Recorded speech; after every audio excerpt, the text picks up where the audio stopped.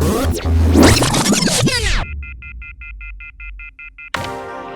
and welcome to the Gadget Show. This, of course, is the brand new Sony PS3 games console, the most powerful home games console ever. And you may remember seeing it in our last series when we had a Gadget Show exclusive and became the first people in Europe to get our hands on it.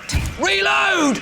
I'm telling you now, this games machine is every bit as cool as its reputation. I mean, look at those graphics, photorealism, headshot, and that Blu-ray player in that machine, of course, just waiting for me to pop in a nice high-definition movie.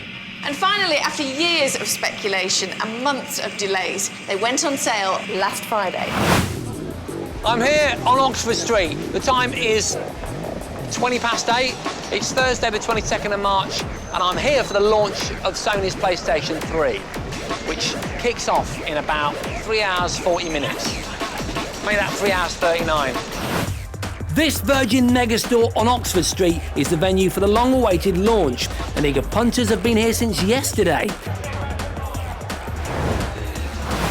Guys, anyone else for burgers? As launches go, it seems to be a remarkably civilised affair. This is not a problem. Actually, I don't quite know how I'm going to open it lying down.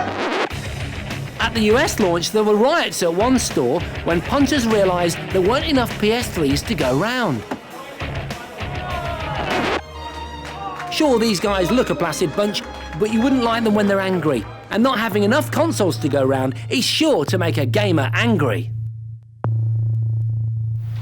A lesson that Sony seemed to have learnt from the other two.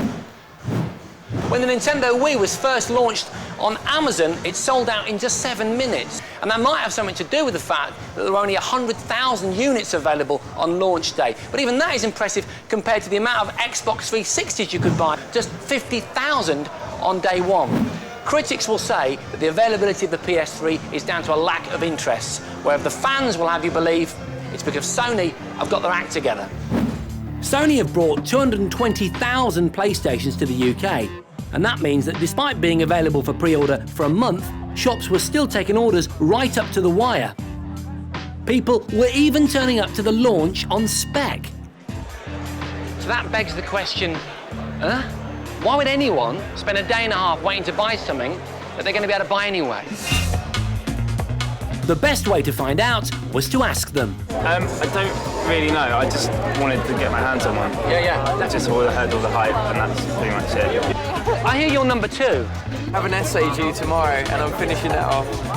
No, so I'm doing that now. Excuse me, mate, is this the front of the queue? Yeah, right. You're number 1 in the...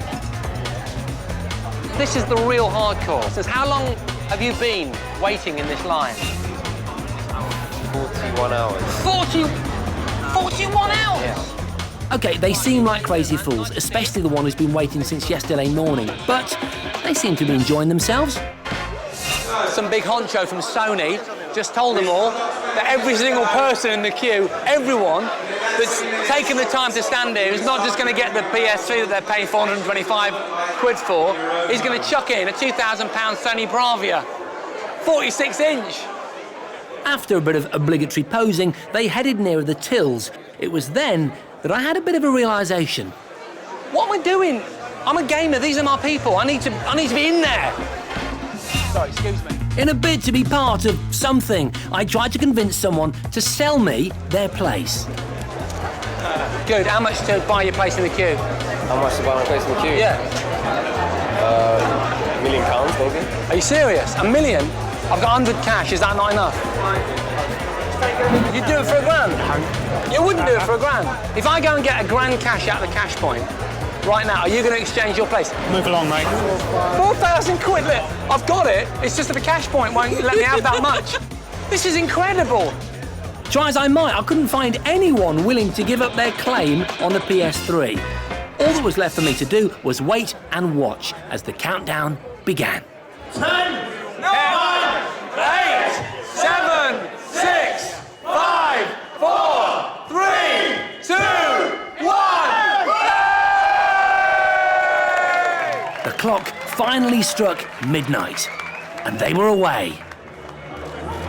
I feel really pleased for that lad. He's only a young lad, and as he's grabbing his money, look, and it's in cash. He's got his hands are shaking. Visibly, his hands are shaking. And it's obviously, this really is a very, very important moment for him.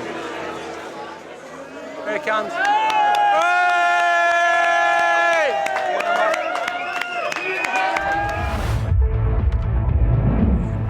I thought if I'm going to freak out at any point, that moment will be the one when all of a sudden I just see the sea level. This week on The Gadget Show, I'll show you how to create your own automated smart home for just a few £100.